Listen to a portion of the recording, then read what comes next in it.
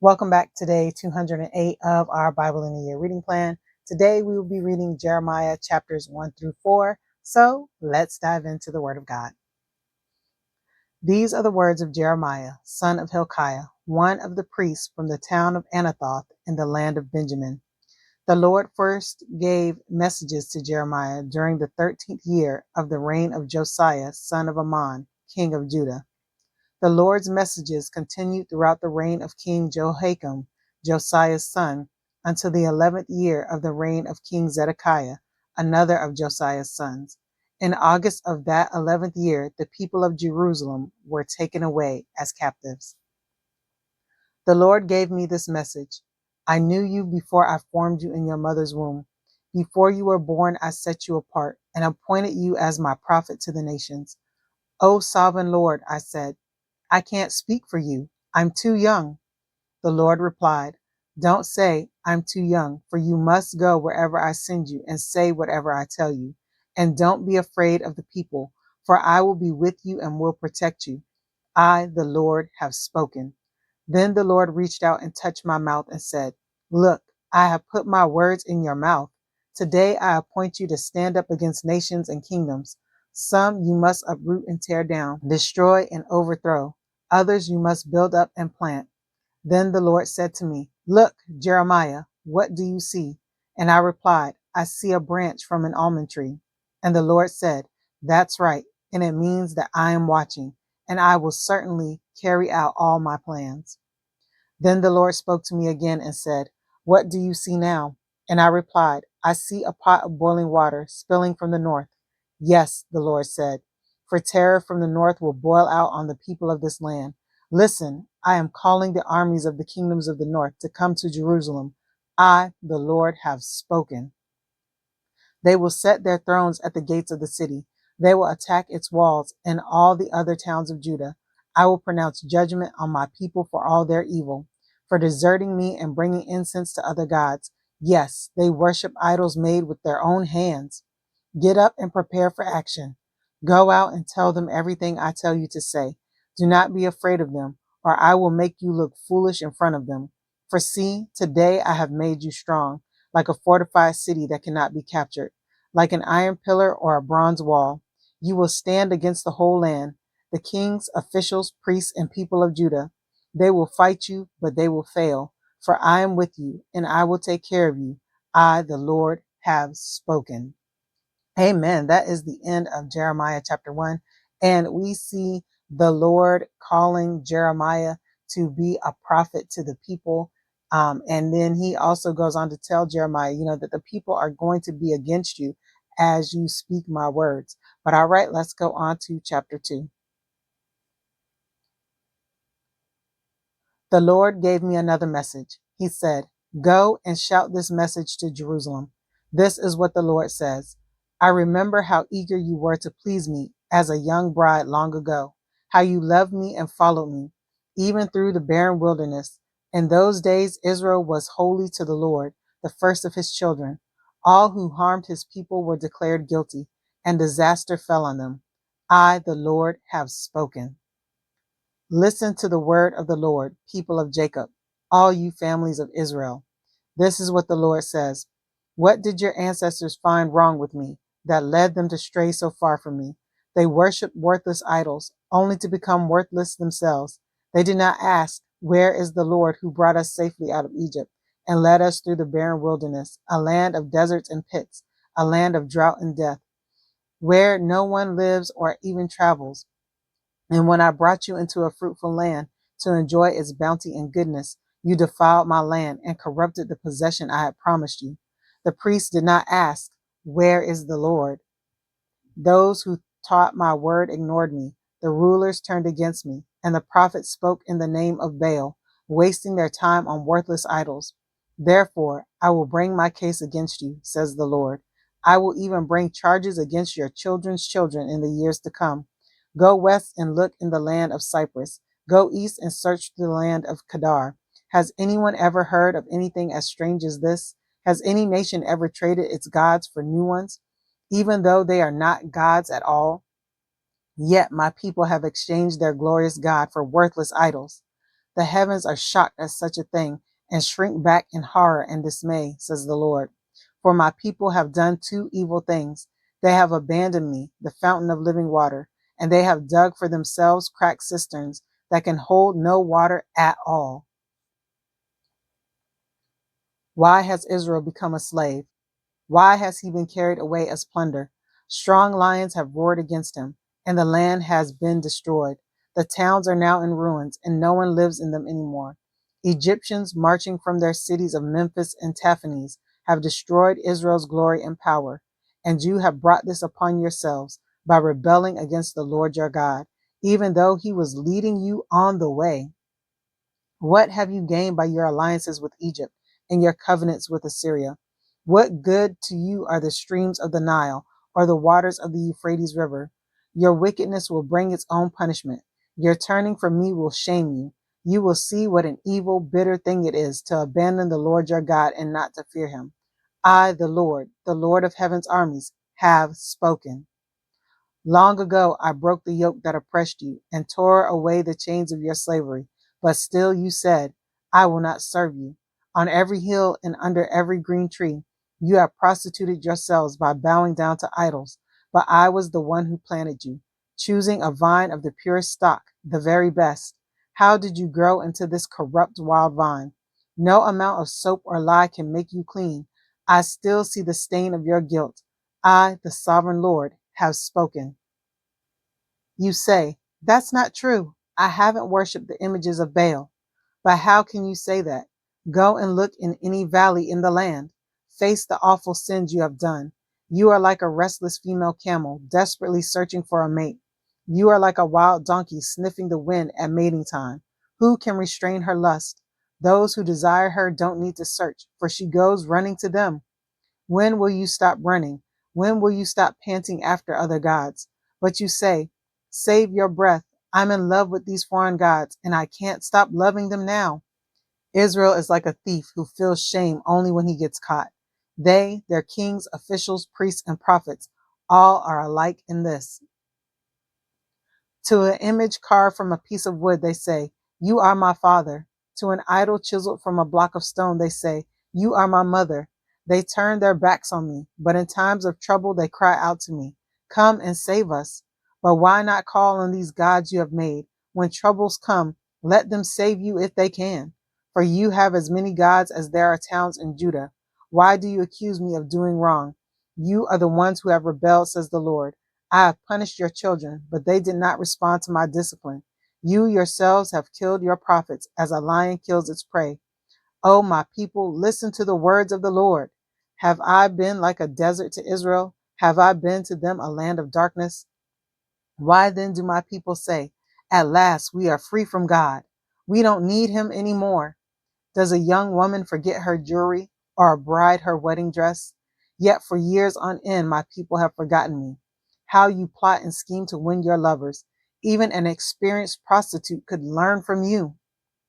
Your clothing is stained with the blood of the innocent and the poor, though you didn't catch them breaking into your houses. And yet you say, I have done nothing wrong. Surely God isn't angry with me. But now I will punish you severely because you claim you have not sinned. First here, then there. You flit from one ally to another asking for help. But your new friends in Egypt will let you down, just as Assyria did before. In despair, you will be led into exile with your hands on your heads, for the Lord has rejected the nations you trust. They will not help you at all. Amen. That is the end of Jeremiah chapter 2.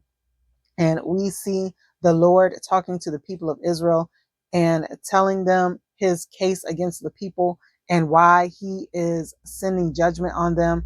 And he goes on to list the sins of the people and their wickedness and how they've turned to idols, how they've persecuted the innocent. And so God is not pleased with them. And also how they've been relying on other kingdoms to help them instead of calling on the Lord. But let's go on to chapter 3. If a man divorces a woman and she goes and marries someone else, he will not take her back again, for that would surely corrupt the land. But you have prostituted yourself with many lovers. So why are you trying to come back to me, says the Lord? Look at the shrines on every hilltop. Is there any place you have not been defiled by your adultery with other gods? You sit like a prostitute beside the road, waiting for a customer. You sit alone like a nomad in the desert. You have polluted the land with your prostitution and your wickedness. That's why even the spring rains have failed, for you are a brazen prostitute and completely shameless. Yet you say to me, Father, you have been my God since my youth. Surely you won't be angry forever. Surely you can forget about it. So you talk, but you keep on doing all the evil you can. During the reign of King Josiah, the Lord said to me, Have you seen what fickle Israel has done? Like a wife who commits adultery, Israel has worshipped other gods on every hill and under every green tree. I thought, after she has done all this, she will return to me. But she did not return, and her faithless sister Judah saw this. She saw that I divorced faithless Israel because of her adultery. But that treacherous sister Judah had no fear, and now she, too, has left me and given herself to prostitution. Israel treated it all so lightly. She thought nothing of committing adultery by worshiping idols made of wood and stone. So now the land has been polluted. But despite all this, her faithless sister Judah has never sincerely returned to me. She has openly pretended to be sorry. I, the Lord, have spoken. Then the Lord said to me, Even faithless Israel is less guilty than treacherous Judah. Therefore, go and give this message to Israel. This is what the Lord says. O Israel, my faithless people, come home to me again, for I am merciful. I will not be angry with you forever. Only acknowledge your guilt. Admit that you rebelled against the Lord your God and committed adultery against him by worshiping idols under every green tree. Confess that you refused to listen to my voice. I, the Lord, have spoken. Return home, you wayward children, says the Lord, for I am your master. I will bring you back to the land of Israel, one from this town and two from that family, from wherever you are scattered. And I will give you shepherds after my own heart, who will guide you with knowledge and understanding. And when your land is once more filled with people, says the Lord, you will no longer wish for the good old days when you possessed the ark of the Lord's covenant. You will not miss those days or even remember them, and there will be no need to rebuild the ark. In that day, Jerusalem will be known as the throne of the Lord. All nations will come there to honor the Lord. They will no longer stubbornly follow their own evil desires. In those days, the people of Judah and Israel will return together from exile in the north. They will return to the land I gave your ancestors as an inheritance forever. I thought to myself, I would love to treat you as my own children. I wanted nothing more than to give you this beautiful land, the finest possession in the world. I looked forward to your calling me Father, and I wanted you never to turn from me. But you have been unfaithful to me, you people of Israel. You have been like a faithless wife who leaves her husband. I, the Lord, have spoken. Voices are heard high on the windswept mountains, the weeping and pleading of Israel's people, for they have chosen crooked paths and have forgotten the Lord their God.